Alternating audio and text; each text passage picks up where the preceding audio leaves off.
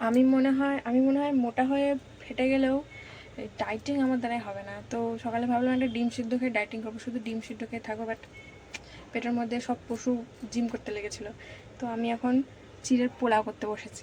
এই যে চিড়ে, আলু, কারি পাতা, বাদাম সব রেডি, এবার বানাই। অনেক দিন পর বানাবো, দেখি কেমন বানাই। তো প্রথমে দিয়ে দিলাম এখানে সামান্য তেল, যেটা পরবর্তী সময় একটু বেশি হয়ে গেছিলো বুঝতে পারলাম। তো আমার না বোঝা মনে আমি তেলটা দিয়ে দিচ্ছি। তো তারপরে দিয়েছিলাম কারি পাতা, শুকনো লঙ্কা, গোটা জিরা ফোড়নে। ফোড়ন দেওয়ার স্বভাব আমার, কিন্তু মনের মধ্যে, বাইরে দিলে তার জীবনে এতদিন উন্নতি করে নিতাম। তো যাই হোক, ফোড়ন দেওয়া হয়ে গেছে। এবার আমি ভাবছিলাম এরপরে কি ভুল করছি, তো আমি আলু লিখে দিয়েছিলাম অন্য জায়গায়। তো ভুল আমার হতেই থাকে। তো আলু, হলুদ, লবণ দিয়ে আলুটাকে ভেজে নিচ্ছি প্রথমে, কিন্তু আমার এটা খেয়াল ছিল না যে আমি লবণটা আলুতে আগেই দিয়ে দিয়েছি। তো চিড়েটা যখন দেব তখন আমাকে টেস্ট করার সময় চিড়ের সাথে আলুটাও টেস্ট করে দেখতে হবে। তো সেই কারণে কি হয়েছে সেটা পরে বলবো।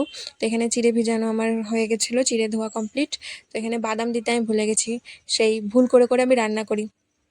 সবার নিজের রান্না খুব ভালো লাগে জানি না, কিন্তু আমার নিজের রান্না খুব একটা পছন্দ হয় না। ভালো হলেও ভালো হলেও আমার কি জানি কেমন মনে হয় যে আমার রান্না না, আমাকে লোকে রান্না করে খাওয়াবে আমার ভালো লাগে, রান্না করে খেতে আমার ভালো লাগে না। তো বাদাম দিয়ে দিয়েছিলাম, তো কাঁচা বাদাম ছিল না, আর হুট করে রান্না করতে ইচ্ছা করেছিল, মানে খেতে ইচ্ছা করেছিল, তাই এই সল্টেড বাদামগুলোই ছিল, তো এটাই দিয়ে দিয়েছিলাম। আবার নরম হয়ে গেছিলো, তো কোনো ব্যাপার না, পুড়েনি। তো এটা হয়ে যাওয়ার পর এবার ছিল চিড়ে দেওয়ার পালা। তো চিড়েটা ঢাললাম। চিড়েটা ঢালার পর ভাবলাম যে এটুকু এটুকুতে কি হবে আমার, কিন্তু যখন খেতে বসলাম তখন আর খেতে পারছিলাম না। তো এখানে চিনিতে কোটোতে হাত ভরে চিনি বের করতে হয়েছে, কিন্তু চামচ উধাও। ওই জন্য কোটোতে হাত ভরে চিনি, তো আমার হাতেও চিনি মেখে গেছে, যেটা আমার খুব বিরক্ত লাগে একদমই। এই হাতে মাতে চিনি লেগে যাওয়া, লবণ লেগে যাওয়া খুব বিরক্তিকর ব্যাপার।